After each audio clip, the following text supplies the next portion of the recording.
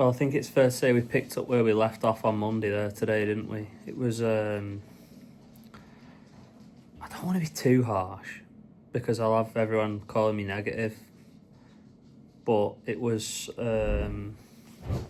substandard, if I'm being generous. If I was being honest, it was turgid, but some people don't like honesty, so we'll go substandard.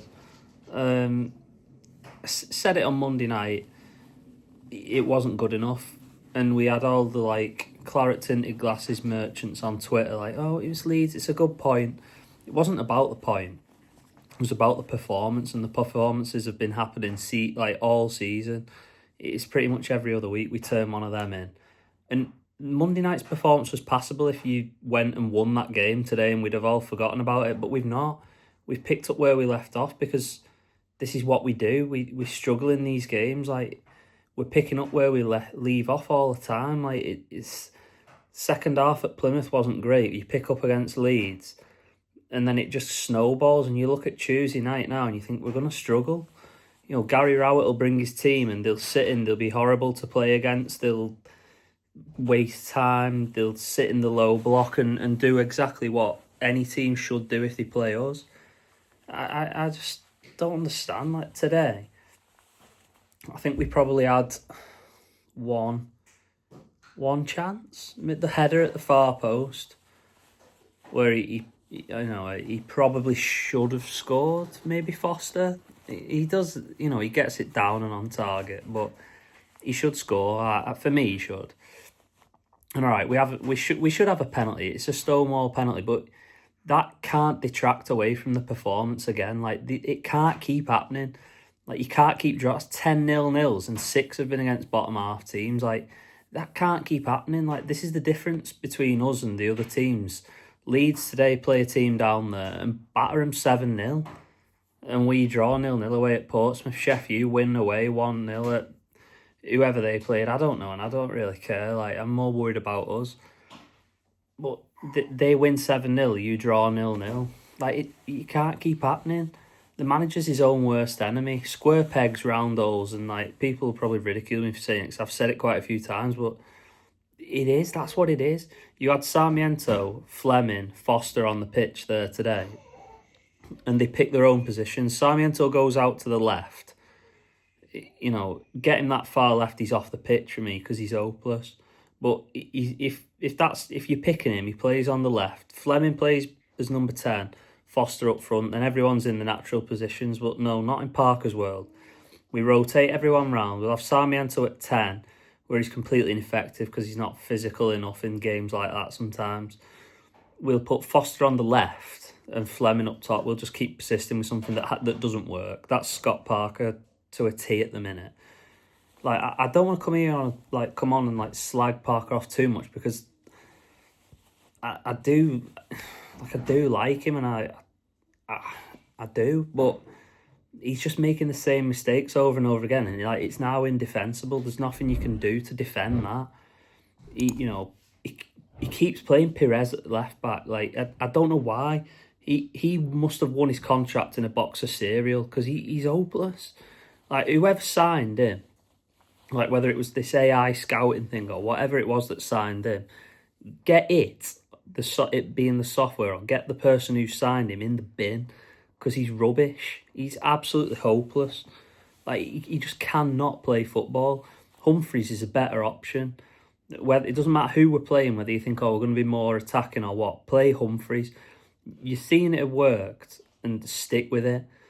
And then I feel like I'm ripping through the whole team here, but, again, clean sheet, positive, at standard.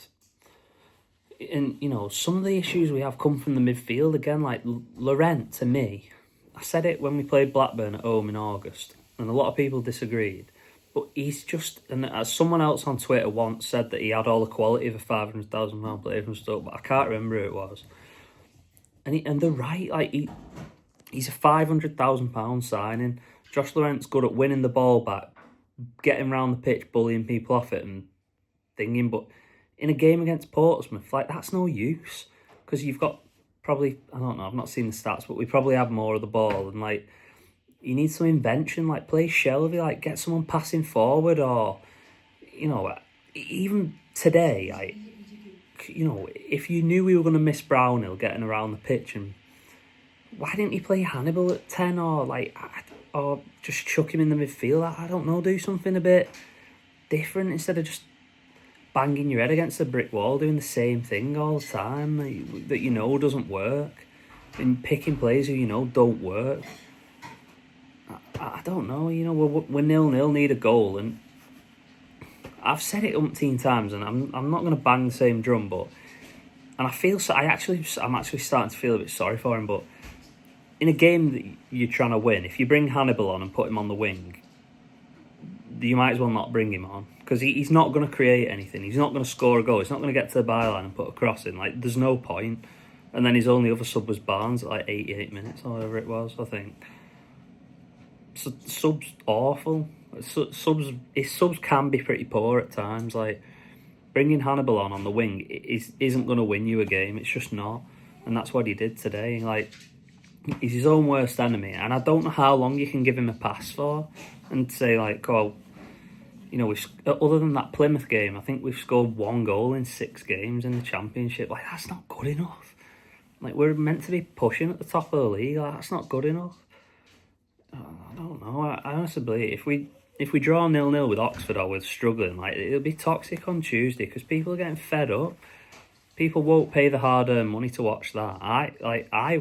It's different for me because I go to work, so I can't really sit here and say like, I wouldn't do this, I wouldn't do that, because I wouldn't pay to watch football anyway now. Like, difficult to explain until you're in that position, but I wouldn't. But if I put myself in them shoes, I'm not sure I would be renewing a season ticket to watch Scott Parker's Burnley next season if I knew it was going to be him in charge, and the likelihood that I'd say probably 60-40 will be Championship, I reckon, next season. Because if we end up in the playoffs, I can't see us beating Sunderland. So, I don't know.